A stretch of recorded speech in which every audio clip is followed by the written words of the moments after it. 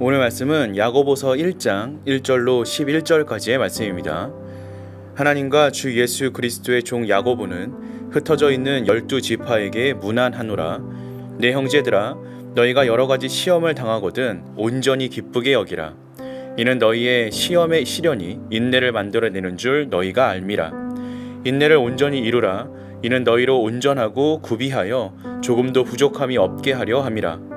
너희 중에 누구든지 지혜가 부족하거든 모든 사람에게 후히 주시고 꾸짖지 아니하시는 하나님께 구하라. 그리하면 주시리라. 오직 믿음으로 구하고 조금도 의심하지 말라. 의심하는 자는 마치 바람에 밀려 요동하는 바다 물결 같으니 이런 사람은 무엇이든지 주께 얻기를 생각하지 말라. 두 마음을 품어 모든 일에 정함이 없는 자로다. 낮은 형제는 자기의 높음을 자랑하고 부한 자는 자기의 낮아짐을 자랑할지니 이는 그가 풀의 꽃과 같이 지나감이라. 해가 돋고 뜨거운 바람이 불어 풀을 말리면 꽃이 떨어져 그 모양의 아름다움이 없어지나니 부한 자도 그 행하는 일에 이와 같이 쇠잔하니라.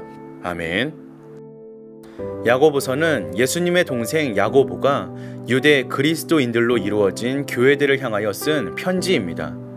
당시 이들은 유대주의자들로부터 많은 비난과 핍박을 당하고 있었습니다.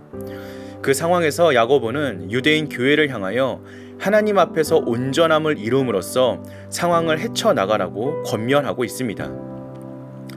야고보는 예수님의 동생으로 예루살렘 교회의 실질적 대표였습니다. 그는 자신을 하나님과 주 예수 그리스도의 종으로 소개하면서 흩어져 있는 12지파, 즉 로마 전역의 유대인 교회를 향한 포고문과 같은 서신을 보낸 것입니다. 야고보는 특별한 인사말 없이 바로 본론으로 들어가는데 이는 특정 대상을 염두에 둔 것이 아니라 이 서신이 유대인 교회 전체에 회람될 것을 의도했기 때문입니다. 야고보는 유대인 교회가 여러 시험을 당하고 있지만 이를 기쁘게 여기고 인내해야 한다고 가르치고 있습니다. 다시 말해 물리적 저항을 시도하지 말라는 뜻입니다. 그리스도인들은 예수님이 가르치신 것처럼 오른뺨을 치는 자에게 왼뺨을 돌려대는 모습을 보여야 합니다. 그렇게 함으로써 신앙이 온전해질 뿐만 아니라 교회 역시 더욱 강성해질 수 있습니다. 힘을 의지하여 상대방을 누르려고 하기보다는 당당한 태도로 시험을 견뎌내는 의지가 필요한 것입니다. 야고보는 세상의 힘이나 방법으로 교회의 어려움을 해결하는 것이 아니라 하나님께 기도해서 얻은 지혜로 돌파해야 한다고 가르치고 있습니다. 지혜는 유대인들에게 절대적인 가치를 지닌 덕목입니다. 그들은 욥처럼 고난을 헤쳐나가기 위해서는 반드시 지혜가 필요하다고 여겼습니다. 야고보는 지혜가 부족하다 느껴질 때 하나님께 기도하면 주신다고 가르치고 있습니다. 그런데 이때 의심이 개입해서는 안 됩니다. 기도하면서도 의심한다는 것은 하나님의 응답만을 의지하는 것이 아니라 세상의 방법도 여전히 기대한다는 의미입니다. 야고보는 이런 사람은 응답을 받을 수 없다고 일갈하며 두 마음을 품어 모든 일에 정함이 없는 자라는 비난도 서슴지 않고 있습니다. 교회가 하나님의 권능을 의심하고 세상의 방식을 도입하면 결국 타락할 수밖에 없습니다. 이것이 바로 교회를 시험하는 사단의 목적입니다. 우리는 무엇보다 먼저 기도의 자리에 나아가야 합니다.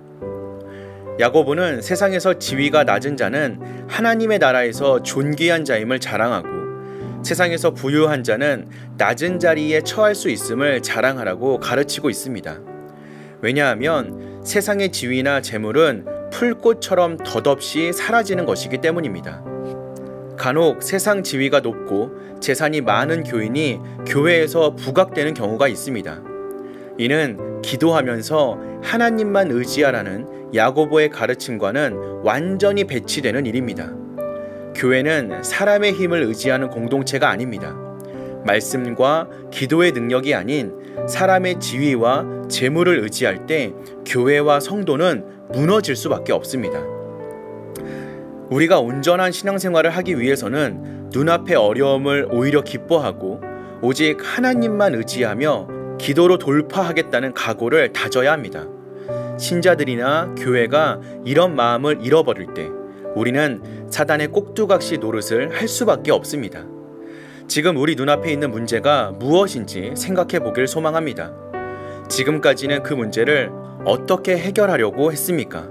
가정, 직장, 학업의 문제, 그리고 우리 교회가 당면한 문제들을 오직 주님의 권능으로 해결받겠다고 결단하는 이 말씀의 시간이 되길 주님의 이름으로 축원드립니다.